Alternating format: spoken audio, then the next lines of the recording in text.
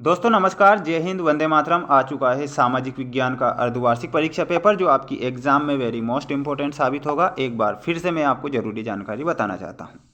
Viral या real paper के चक्कर में कोई भी स्टूडेंट्स नहीं पढ़ें, क्योंकि यूट्यूब पर वायरल या रियल पेपर नहीं होते हैं और हमारे द्वारा जो पेपर बताए जाते हैं सिर्फ वेरी मोस्ट प्रश्न ही हम बताते हैं जो कि आपके सिलेबस के आधार पर हो। ध्यान रखना है, अगर आप वायरल या रियल पेपर के चक्कर में पढ़े तो आप फेल हो जाएंगे। ये बात ध्यान रखना है, भूलना नहीं है। और आगे आपकी इच्छा है, अगर आपको पढ़ना है वायरल या रियल पेपर के चक्कर में तो आप पढ़ सकते हैं, इसमें हमारा कुछ नहीं जाता। हमारा तो सिर्फ मकसद है कि कोई भी स्टूडेंट्स फेल ना हो यूट्यूब के द्वारा, क्योंकि यूट्यूब पर बहुत सारे जो यूट्यूबर होते हैं ये बोलते हैं कि ये वायरल पेपर है, रियल पेपर है। इस चक्कर में बहुत सारे जो स्टूडेंट्स हैं जिनके माता पिता उन्हें मेहनत से पढ़ा रहे हैं वो फेल हो जाते हैं।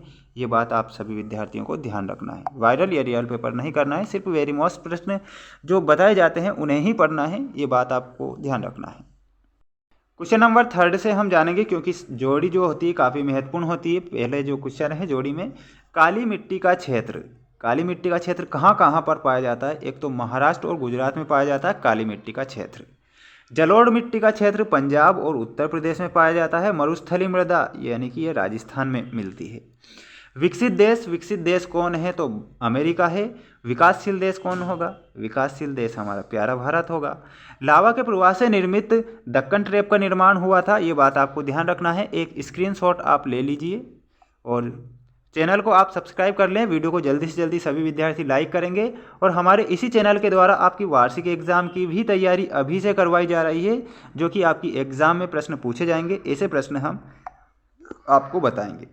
बढ़ते हैं हमारे नेक्स्ट क्वेश्चन की ओर, जो कि पूछे गए हैं सत्य असत्य लिखिए में।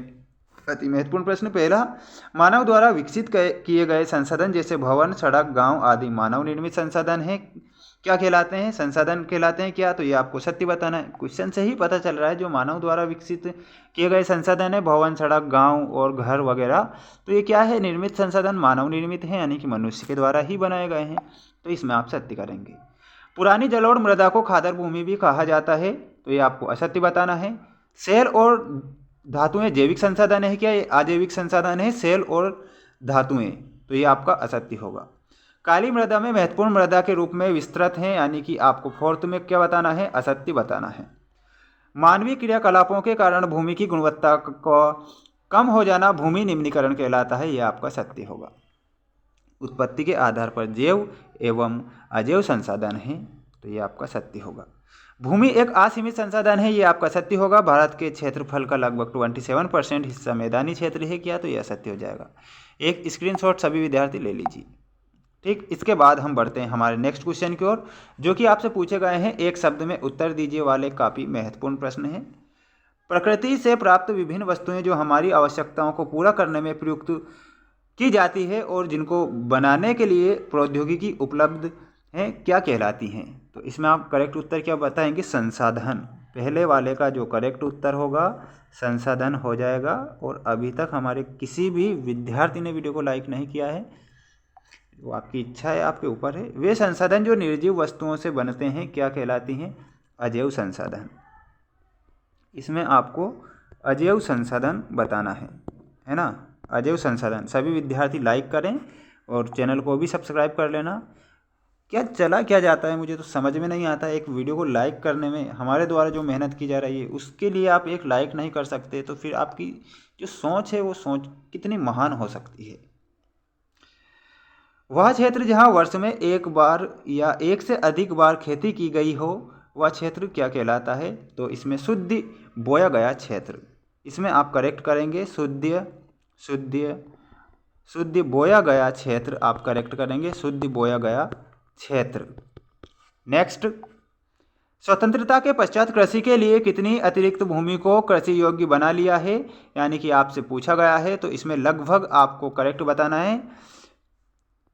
5.1 करोड़ 1 करोड़ हेक्टेयर भूमि आप करेक्ट करेंगे। हेक्टेयर भूमि करेक्ट करना है। मृदा अपरदन क्या है?